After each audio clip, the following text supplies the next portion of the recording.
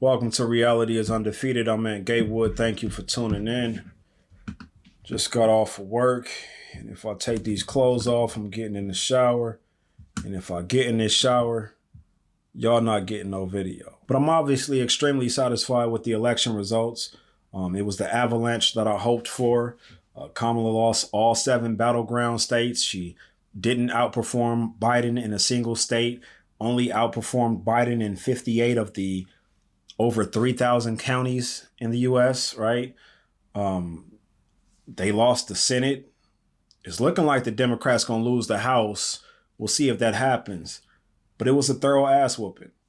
It's exactly what I expected when they announced that she was going to run for president. I actually did a video when they announced that.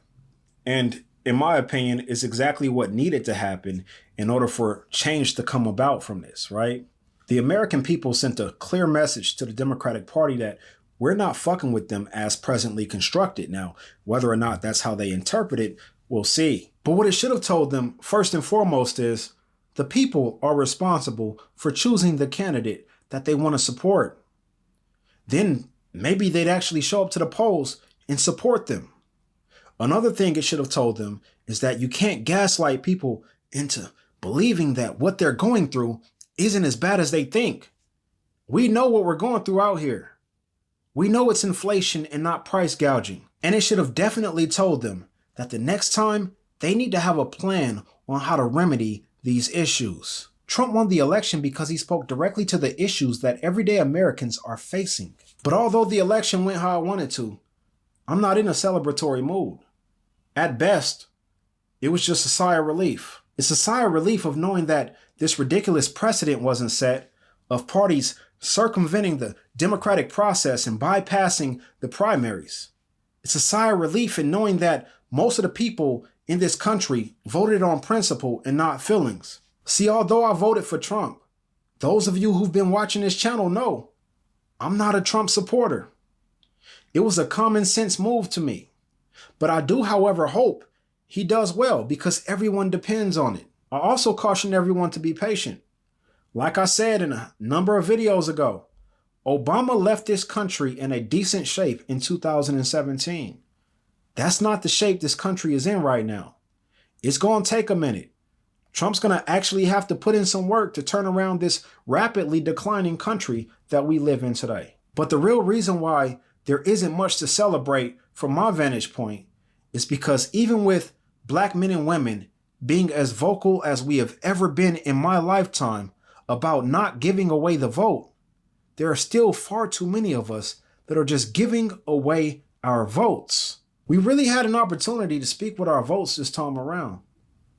Like anybody with common sense knew it was going to be a landslide. But far too many of us were in our feelings. I was looking at exit poll data for the last few elections. I looked at CNN, NBC, Pew Research Institute, and we'll start there.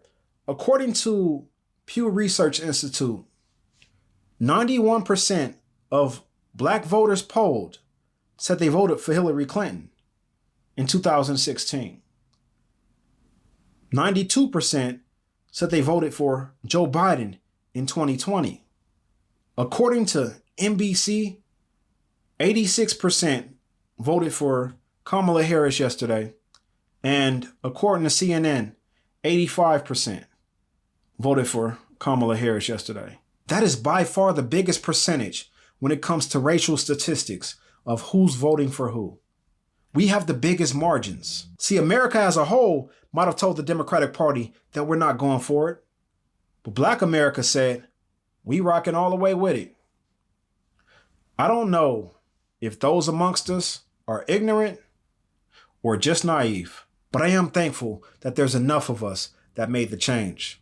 Hopefully it starts a trend. I'm also not in a celebratory mood because this election took a big toll on our community. What I've seen on this app today between black men and black women is outright disgusting. I really hope this election doesn't have a lasting impact on the relations between men and women in our community. But I'm extremely proud of the brothers and sisters who stood on business in this election. It's a lot of tension in the air right now, so It may not seem like it, but I truly believe that we got the best possible outcome in this election.